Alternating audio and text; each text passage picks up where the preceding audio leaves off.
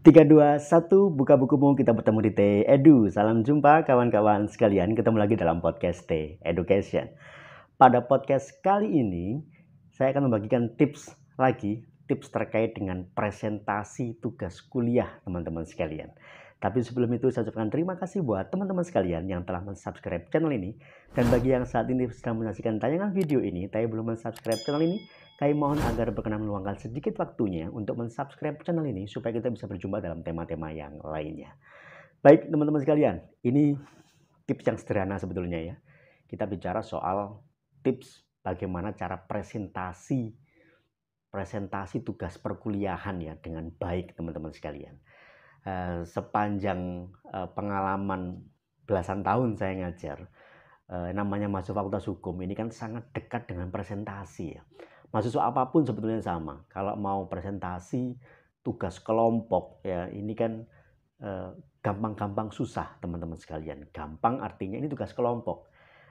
Nggak perlu satu orang memikirkan semuanya gitu ya. Tapi jadi susah ketika presentasi ini tidak dipersiapkan dengan baik teman-teman sekalian.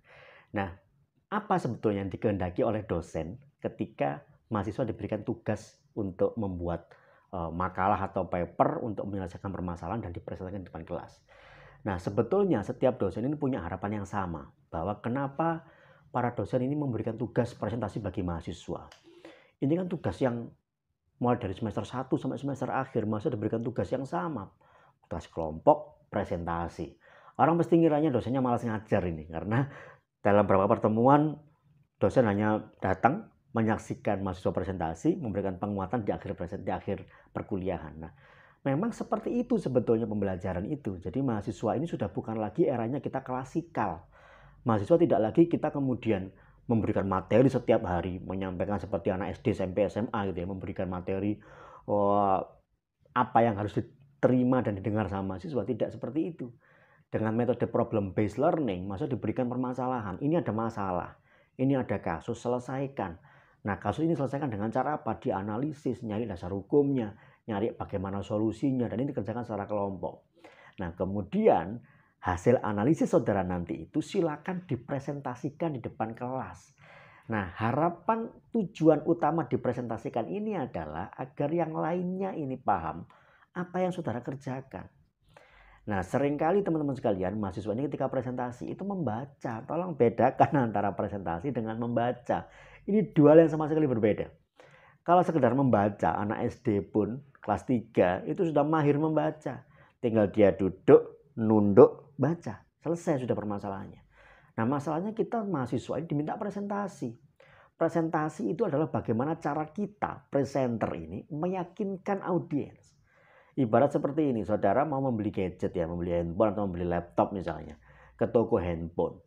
Di situ ada salesnya ya, ada mbak-mbak atau mas-mas sales promotionnya. Nah, kemudian memberikan brosur ke saudara. Mas, handphone barunya. Saudara menerima handphone barunya, menerima brosur ini. Saudara baca-baca, nggak ngerti misalnya. Ini maksudnya apa sih? Spesifikasi gini-gini. Nanya, mas ini maksudnya apa? Ya baca aja, justru kan ada. Atau saudara ditanya sama sebagai sales promotion ya, ditanya sama pengunjung, sama customer. Mas ini maksudnya apa? Kameranya berapa piksel ya saudara? Oh sebentar, dibuka. Ini kameranya 48 megapiksel, kamera depannya sekian. Kira-kira tertarik nggak orang untuk beli? Enggak kan? Tapi ketika saudara datang ke toko itu kemudian bertanya, Mas ini yang baru yang mana? Oh ini yang baru mas, mbak. Ini yang baru kak. Ini kemampuannya begini-begini. Wah dia paham betul dengan apa yang dia sampaikan, apa yang dia jual. Nah orang akan tertarik untuk pengen tahu lebih lanjut, kemudian bertanya kemudian kan. Terus kalau ini dipakai untuk ini bisa apa tidak? Dipakai ini bisa apa tidak? Nah, itulah konsep dari presentasi. Dua arah teman-teman sekalian. Dalam presentasi ini ada dua yang dinilai. Satu yang mempresentasikan, dua audiensnya. Jadi jangan dikira ketika saudara bertugas presentasi, maka yang dinilai murni itu hanya yang mempresentasikan. Tidak.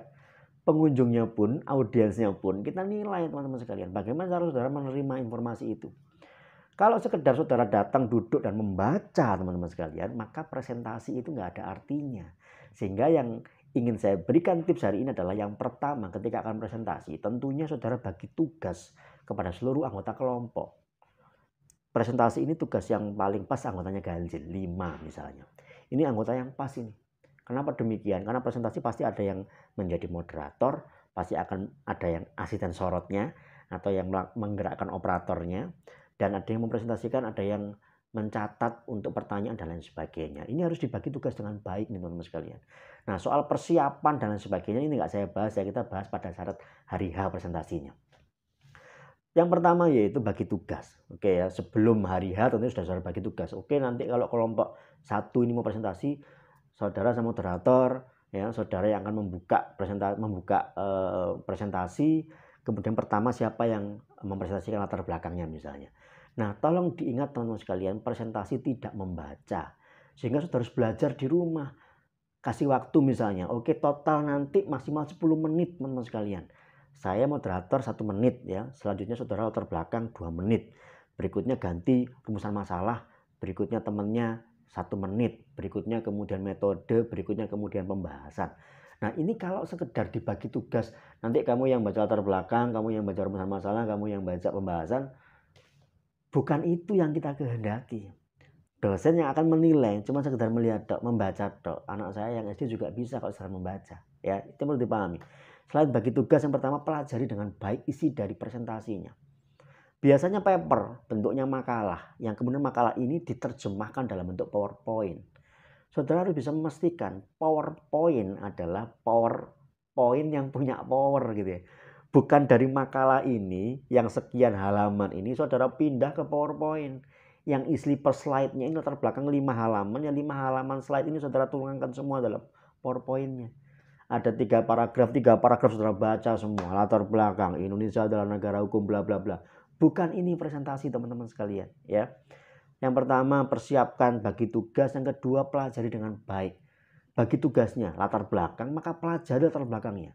Kalau bisa PowerPoint slide-nya itu latar belakang 1 halaman 1 slide saja, yang berisi diagram, berisi chart, berisi alur segala macamnya.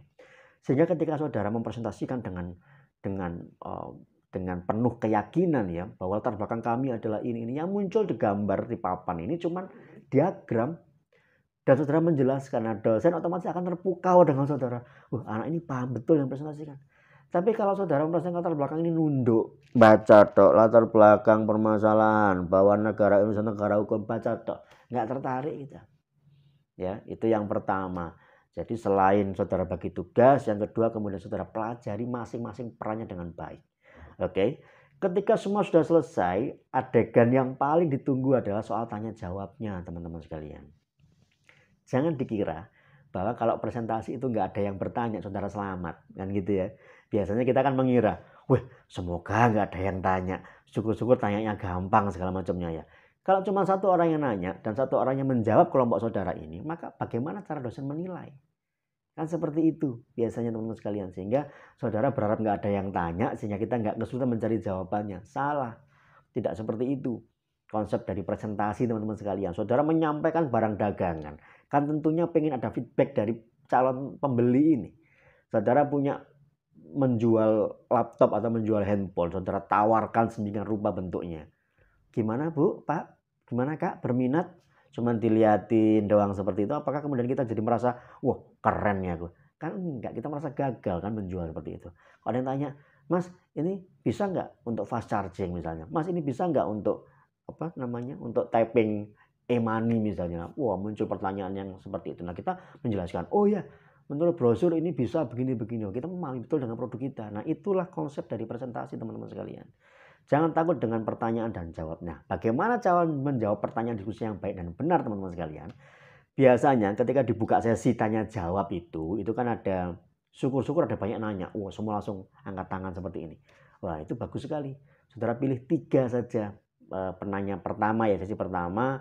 Moderator mencatatnya. Ya, pastikan moderator mencatatnya. Jadi ketika ada pertanyaan pertama, saudara pastikan betul apa pertanyaan utamanya. Ketika ada 1 orang mencatat, 1 orang mencari jawabannya. Ya, kemudian biasanya kan ada dalam kelompok ini ada kelompok yang kumpulan memang isinya orang pintar semua. Ada kelompok yang isinya ada separuh pintar, separuh yang biasa saja. Ada kelompok yang mohon maaf ini buangan. Jadi sisa-sisa gitu ya, tidak ada yang pintar dan sebenarnya nggak ada pinternya, hanya soal rajin dan nggak rajin saja. Ini kelompok yang terakhir ini kelompok yang ya kadang ada yang seperti itu ya bentuknya. Nah, terus bagaimana kalau presentasi seperti ini? Pastikan ketika dia bertanya, ada yang bertanya, satu orang kemudian mencari jawabannya. Syukur-syukur yang paling pintar, yang paling ngerti ini, dia mencari jawabannya. Ketika sudah ada, sampaikan poinnya. Kembali sekali lagi harus belajar, teman-teman sekalian. Pelajari materi yang akan dipresentasikan. Nah, seringkali mahasiswa ini ketika presentasi, ditanya sama audiensnya, sama peserta teman-teman yang lainnya, nyari di Google 5 menit lebih. Kita sebagai dosen, ayo ini mau dijawab apa enggak ini? Kalau enggak dijawab, dosennya yang jawab nanti. Nah, kadang-kadang seperti itu. Nah, ini kan hal yang dihindari ya. Jadi konsep presentasi nggak terwujud. Jadi presentasi yang sekedar gugur kewajiban membacakan presentasi, nggak ada yang nanya lebih bagus lagi, selesai nilai sudah keluar. Ini bukan konsep problem based learning, bukan ini yang diharapkan sama dosen, teman-teman sekalian. Sehingga ketika saudara makin lanjut semesternya, makin sulit beban, makin advance pada pembelajarannya, maka cara presentasinya pun harus di-upgrade sedemikian rupa. Nggak cuma sekedar datang, bikin poin-poin, baca, tanya jawabnya. Kalau ada yang nanya, dijawabnya nyari, Google lama-lama kayak gitu, kemudian dibacakan isi dari Google-nya. Nggak seperti itu konsepnya, teman-teman sekalian. Saudara harus pelajari dengan baik isi konten yang saudara presentasikan. Tentunya ketika pertanyaannya benar-benar meleset dari konten saudara. Kan ada mahasiswa yang kadang sekarang ngetes ya. Nanyanya nggak ada kaitannya dengan poin saudara, nggak ada kaitannya. Wah, kita setengah mati nyari jawabannya karena kita juga nggak ngerti apa yang kita pelajari gitu. Dia nanya apa kita juga nggak tahu, yang kita pelajari juga nggak tahu. Nah, kalau kita paham betul dengan apa yang kita sajikan, misalnya ya tadi kembali ya, kita jualan produk handphone misalnya. Kemudian ada yang nanya, pertanyaannya, Mas, itu handphonenya bisa nggak dipakai untuk apa namanya, untuk ngetik tugas segala macamnya? Mohon maaf Mas, ini bukan tablet ya, ini handphone. Bisa sih, tapi agak sulit. Nah, itu kan kita paham dengan kontennya. Kita membahas tentang peradilan internasional misalnya. Tiba-tiba mahasiswa nanya terkait dengan pertanyaannya, kenapa kok internasional membuat peradilan di situ? Kenapa nggak di tempat yang lain? Ya kita nggak tahu. Kalau dia paham, kita paham betul dengan isi konten kita bisa dengan mudah menjawabnya. Maaf, itu di luar konteks dari pembahasan kita. Kita fokus kembali ke pembahasan kita saja. Mohon pertanyaannya diganti atau diubah dengan pertanyaan yang lainnya. Selesai sudah. Jadi waktu kita nggak habis untuk sekedar mencari apa jawabannya yang sebetulnya tidak ada konteksnya dengan presentasi kita, teman-teman sekalian. Nah, ini tiga hal yang ingin kami berikan, bahwa yang pertama saudara harus membagi tugas dengan baik.